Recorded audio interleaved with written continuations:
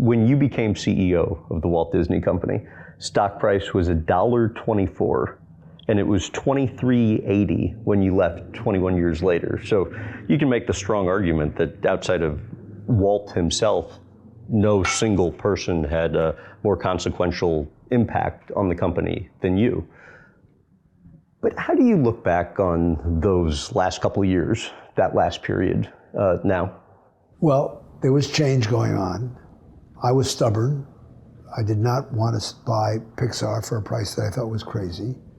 It wasn't as depressing as the media made it. We were still doing very well.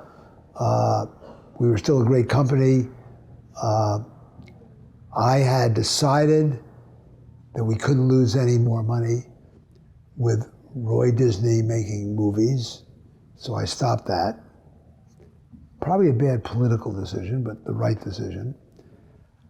I tried and succeeded in getting rid of Harvey Weinstein. Which was unpopular with the board at that time. No, they went wild about Harvey, and he was losing money. No, that wasn't.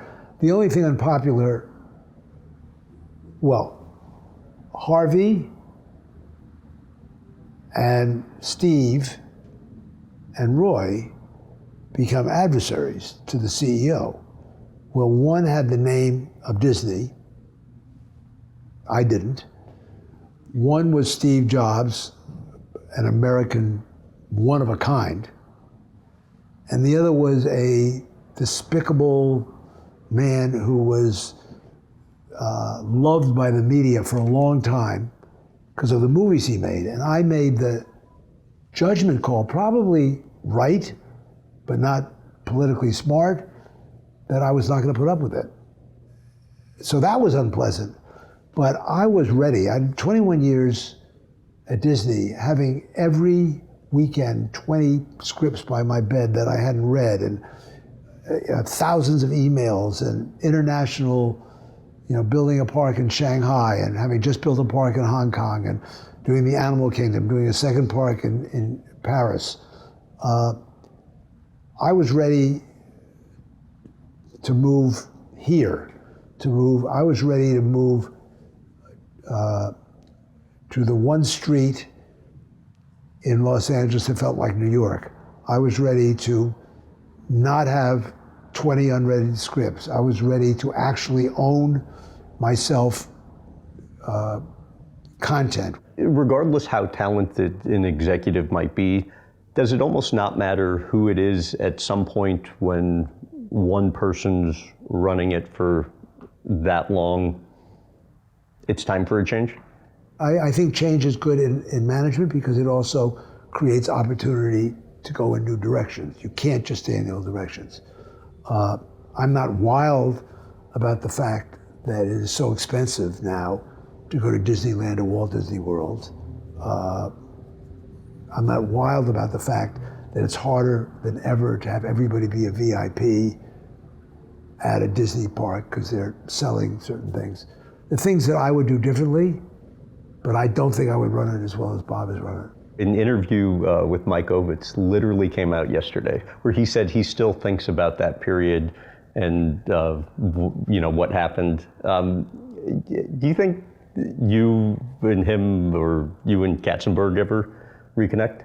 Well, you're asking a question that it's a completely different situation. Michael Ovitz was the wrong person for that job from day one. It just was a mistake. He was a great agent. He had aspirations, and it was just an elephant in a china shop from day one. Jeffrey was a different situation in that Frank had made a deal that he never told me about.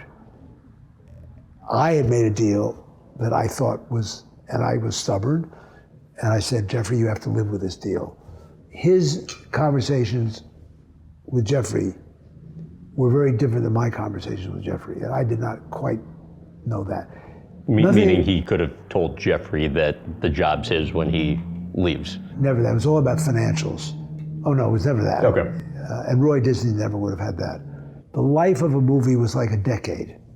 So when you made a deal with an executive that got a continuing interest, you ended it at a decade. Well, that all changed with streaming and international and all the rest of it. I thought that was still the deal. And I was advised not to let the lawsuit happen, and it settled, and I was stubborn. And so, but Jeffrey was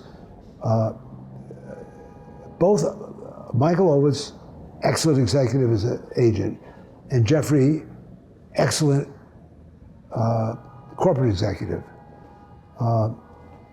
So they both served their companies and me great. What would you say for you personally was the kind of single hardest moment, and what you learned about yourself in getting through it? I don't know, every week there was a hard moment. I can't think of any one single hardest moment. You know, every weekend we're getting the grosses, opening up a theme park. You know, our CFO left 2 weeks before our annual meeting, all those kinds of things. I think the hardest moment was dealing with Harvey Weinstein. Really? Yeah, because he lied about everything. How do you deal with somebody who never tells the truth? And you learned what getting to the other side of that? Well, I never thought about what I learned, but I think I would not make a deal because I got a good cheap deal, $70 million to buy Miramax, if I thought that I'm bringing a wolf into the hen house.